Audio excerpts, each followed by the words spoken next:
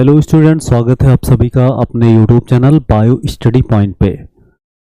TLT grade biology के syllabus में हम फाइलम प्लेटीहेल्मिन्थेस के बारे में आज पढ़ेंगे। इसके पहले हमने फाइलम टिनोफोरा, सिलेंटेटा, पूरीफेरा और प्रोटोजोआ का जनरल कैरेक्टर और क्लासिफिकेशन पढ़ लिया है। तो यहाँ पे आप प्लेटीहेल्मिन्थेस के बारे में देखेंगे और आपको ये भी देखना है कि प्रीवियस ईयर एग्जाम में क्वेश्चन कैसे और किस टॉपिक से इस प्रकार से पूछे जाएंगे, ये चीज़ें आपको क्लियर होनी चाहिए। जैसे यहाँ पर आपको देखा जाएगा, जैसे कुछ क्वेश्चन प्लेटीहेल्मिन्थेस से मिलते हैं।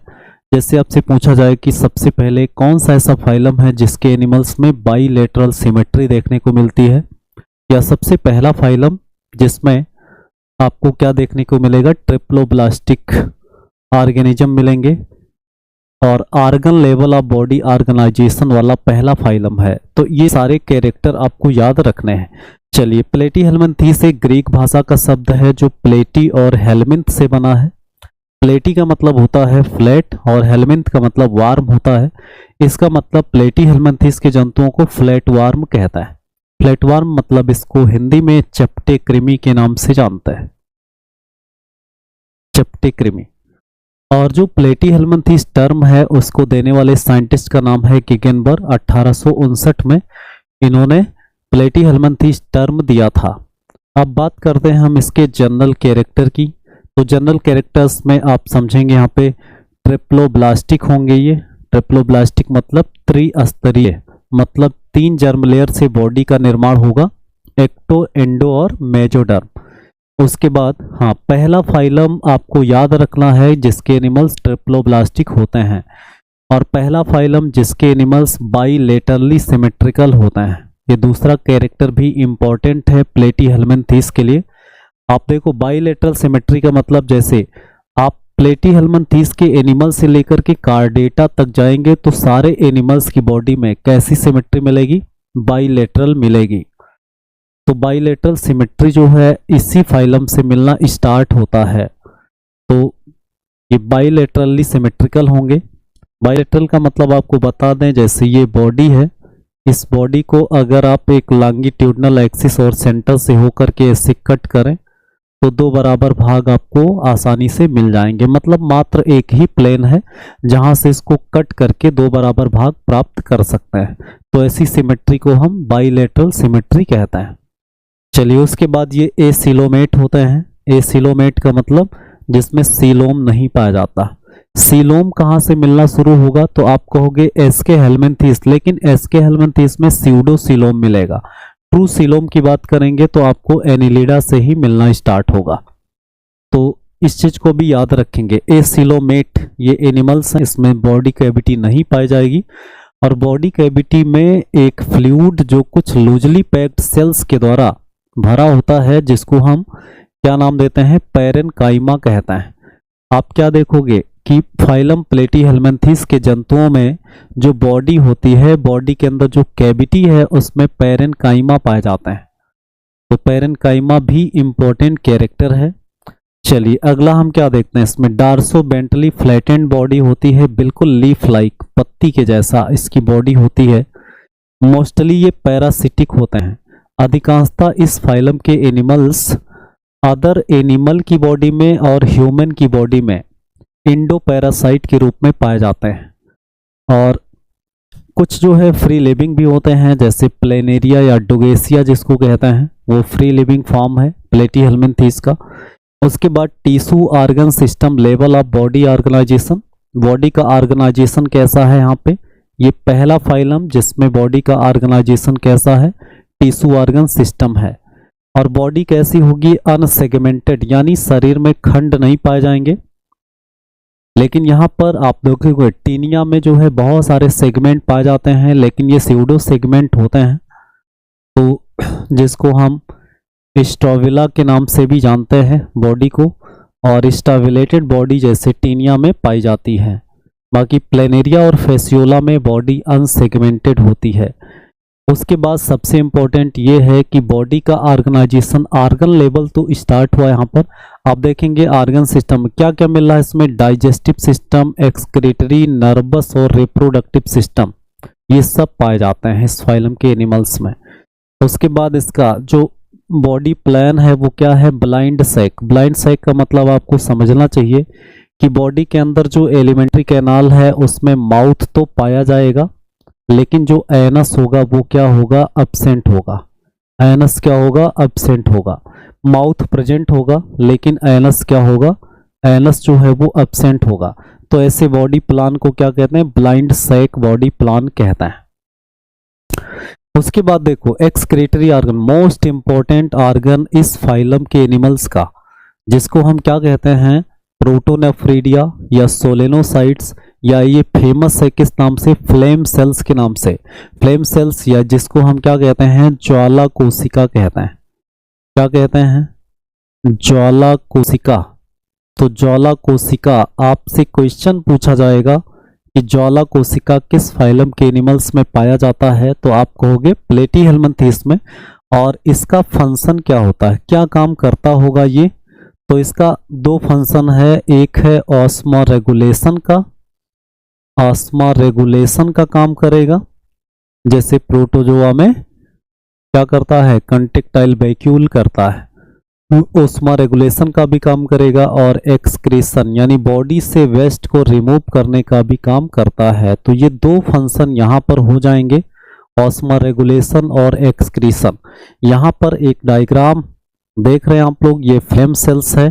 फ्लेम सेल्स में आप देखोगे इसमें क्या क्या पाया जाता है, तो इसमें कुछ जो है वेसिकल्स पाए जाते हैं, जिसको क्या कहते हैं, एक्सक्रीटरी वेसिकल्स।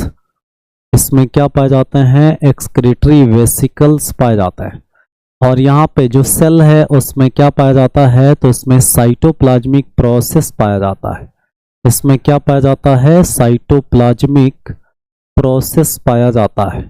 साइटोप्लाज्मिक प्रोसेस पाया जाता है। और इस सेल में न्यूक्लियस भी होता है, आप देखोगे इसमें न्यूक्लियस भी होता है, न्यूक्लियस होता है इस तरह से। उसके बाद फिर देखोगे यहाँ पर कि ये जो है बहुत सारे टफ्ट ऑफ फ्लैजेला पाया जाएगा। यहाँ पर क्या पाया जाएगा, यहाँ पे टफ्ट ऑफ फ्लैजेला देखने को मिलेगा।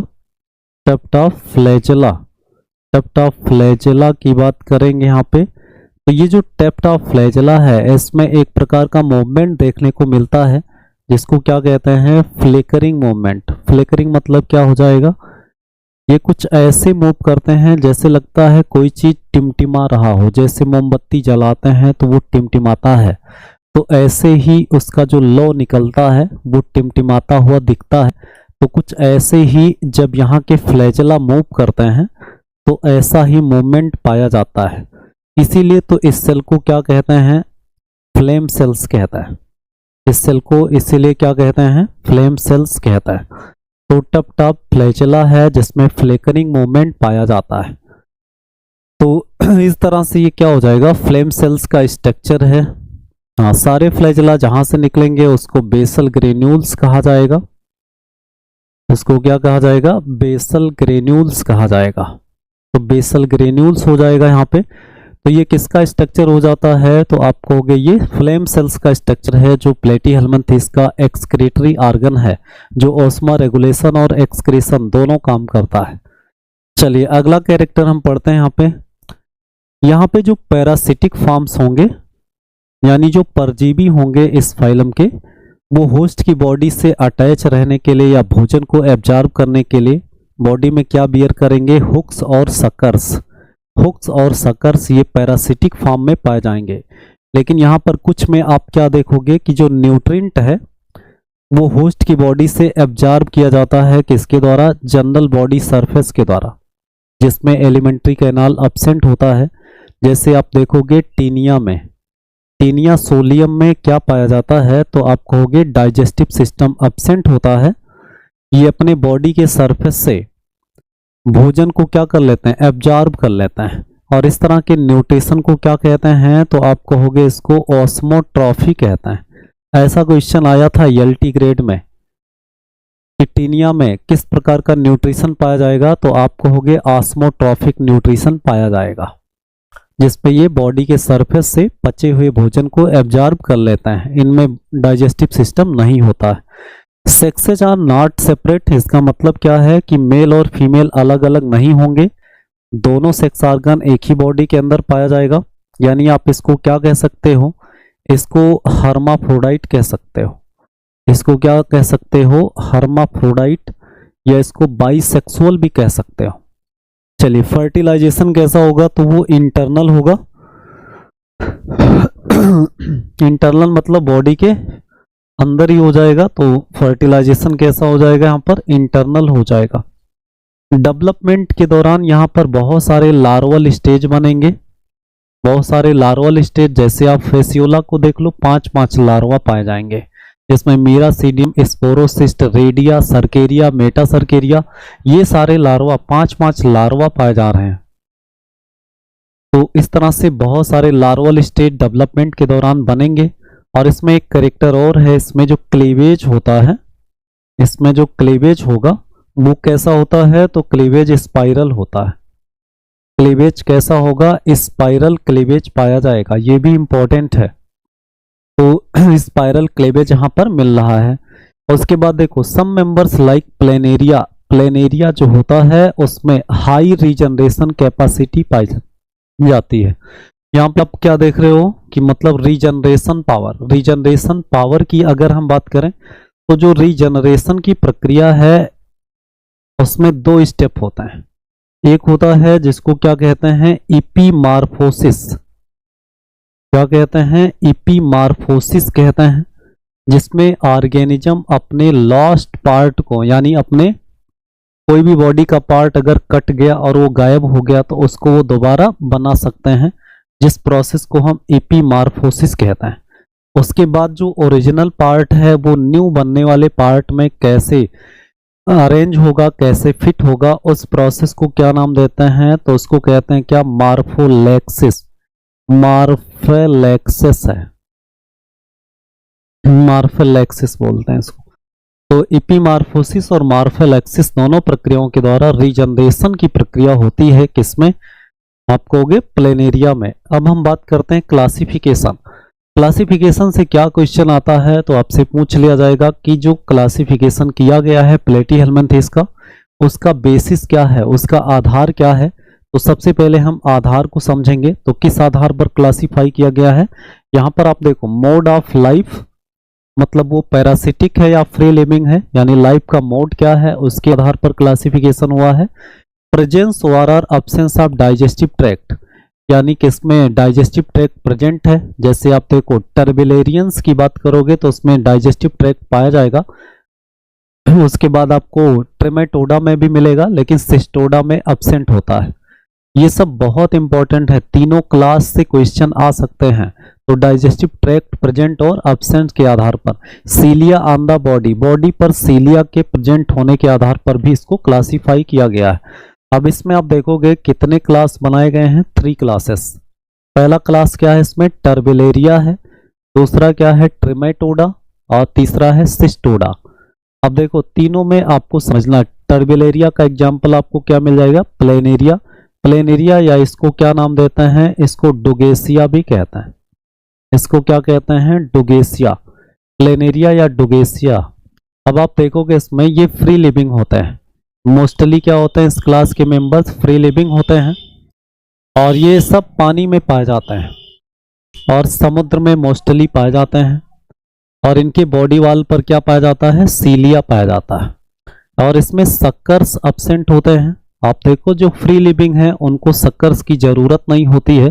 सक्कर्स तो पैरासिटिक फॉर्म के लिए चाहिए, क्योंकि उन्हें होस्ट की बॉडी से भोजन को सक करना रहता है। तो सक्कर किस में पाया जाएगा, पैरासिटिक फॉर्म में। लेकिन ये फ्री लिविंग होते हैं तो इसलिए सक्कर अब्सेंट होगा। सेंस ऑर्गन वेल डेवलप्ड होंगे। आप देखो, इसमें सेंस ऑर्गन जो फ्री लिविंग फॉर्म होते हैं उसमें सेंस ऑर्गन यानी संवेदी अंग वेल डेवलप होते हैं। इसमें लार्वा नहीं पाया जाता है और इसमें भी स्पाइरल क्लीवेज मिलता है। इसका एग्जाम्पल क्या हो जाएगा, प्लेनेरिया, बाइपेलियम और थाइसैनोजोन करके है। तो ये सारे एनिमल आपको याद रखने हैं। टर्बिलेरिया के बाद क्लास ट्रेमेटोडा की बात करते हैं। तो कॉमनली इसको क्या कहते हैं, फ्लूक्स कहते हैं। क्या कहते हैं इसको, कॉमनली फ्लूक्स कहते हैं। जैसे फेसियोला हिपेटिका को क्या कहते हैं, इसको जो है सीप लीवर फ्लूक कहते हैं, इसको क्या कहते हैं, सीप लीवर फ्लूक कहते हैं। ये डाइजेनेटिक पैरासाइट है, हम पढ़ेंगे इसके बारे में।